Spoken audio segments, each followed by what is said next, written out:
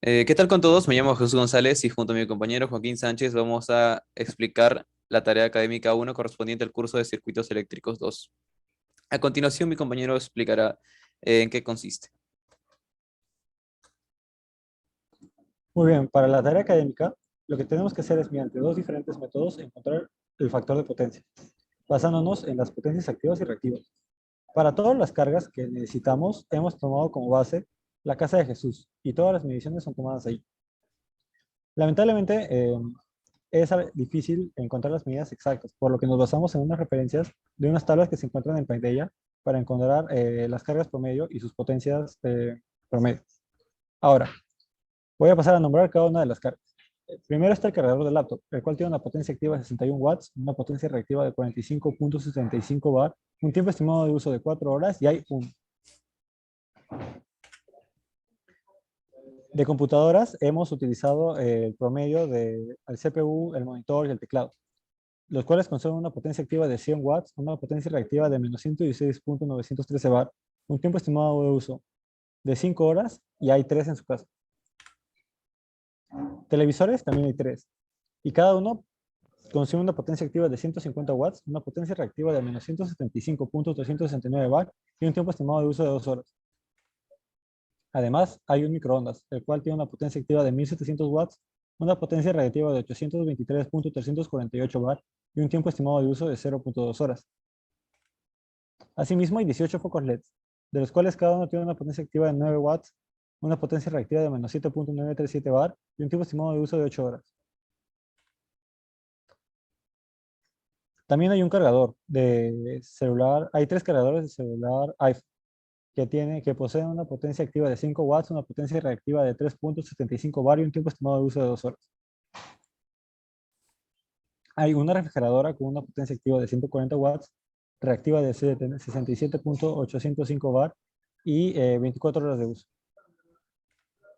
También tiene 24 horas de uso el router Wi-Fi y este posee una potencia activa de 20 watts y una potencia reactiva de menos 23.383 bar. Hay asimismo una lavadora con una potencia activa de 520 watts, una potencia reactiva de menos 349.571 bar y un tiempo estimado de uso de 1.5 horas. Ahora mi compañero Jesús pasará a explicar las tablas con las que resolvimos los ejercicios. Bueno, como mi compañero mencionó, usamos dos métodos. Para el primer método necesitamos de dos tablas. La tabla 1, por ejemplo, que consiste en la potencia activa con el factor tiempo. En este caso, en esa tabla encontramos los componentes que ya mencionó mi compañero, la cantidad que también mencionó y el tiempo estimado que se usan al día. Ahora, también resaltamos el tipo de carga, si es inductiva o capacitiva. En el caso de los cargadores, al basar su funcionamiento en un transformador, son cargas inductivas.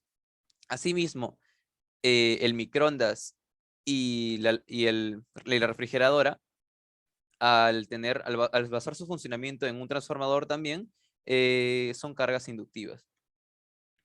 Ahora, los focos LEDs, al estar basándonos en una lámpara fluorescente compacta, que es ahorradora, y que posee un balastro electrónico que es como una placa pequeña, es un circuito capacitivo.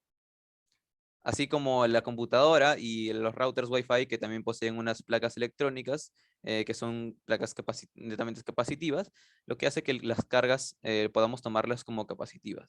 En el caso de eh, la lavadora, el funcionamiento de su motor requiere de un condensador, por lo que hace que nuestra carga sea capacitiva. Asimismo como el router de Wi-Fi y la televisión, el televisor también, la computadora, perdón, la computadora, el router Wi-Fi, asimismo el televisor o televisión es capacitiva porque también basa su funcionamiento en una placa electrónica. Nosotros, mediante el factor potencia que se encontraron de los componentes, un promedio de factor de potencia de cada componente del hogar, por así decirlo, eh, se pudo obtener los datos para la tabla 2, que se basa en una tabla de potencia reactiva con factor tiempo. En este caso también se vuelve a mostrar el tipo y el tiempo que se usa, pero ahora no se muestra la potencia activa, sino la potencia reactiva, que su signo lo determina el tipo de carga que es, ya si es inductiva será positiva y es capacitiva será negativa. Luego, para hallar la potencia reactiva por hora, se multiplica la potencia reactiva por la cantidad de horas que se usó. De la misma manera que en la tabla 1, con la potencia activa, ¿no? Se multiplica por las horas de uso al día. Ahora mi compañero explicará los resultados de este análisis. Para el método 1, el factor de potencia se usa la fórmula que se encuentra acá abajo, la cual utiliza la carga con la potencia activa por hora total. ¿Cómo encontramos esta potencia activa por hora total? La encontramos multiplicando la potencia activa que ya tenemos por la cantidad de horas que se ha utilizado. En este caso, la potencia activa por hora total es de 8.93 kilowatts hora y la potencia reactiva por hora total es menos 3.637 kilobar hora.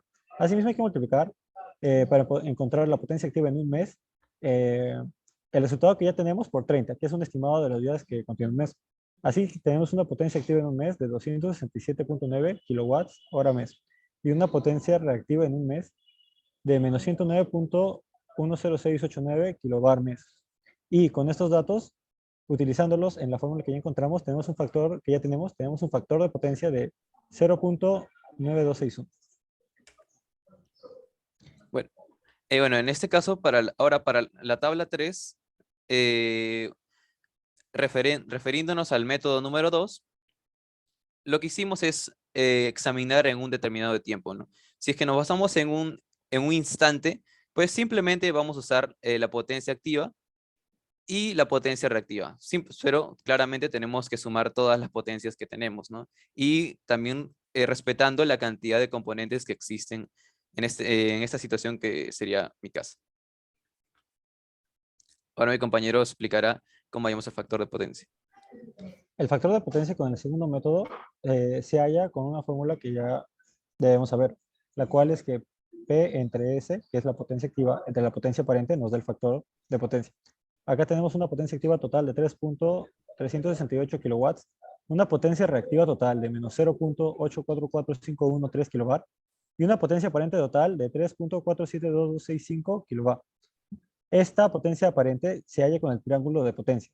Asimismo, tenemos un factor de potencia de 0.969972, con lo cual podemos concluir que los factores de potencia, la potencia activa es mucho mayor a la potencia reactiva, lo cual es bueno porque significa que estamos utilizando lo máximo posible. Muchas gracias. Gracias.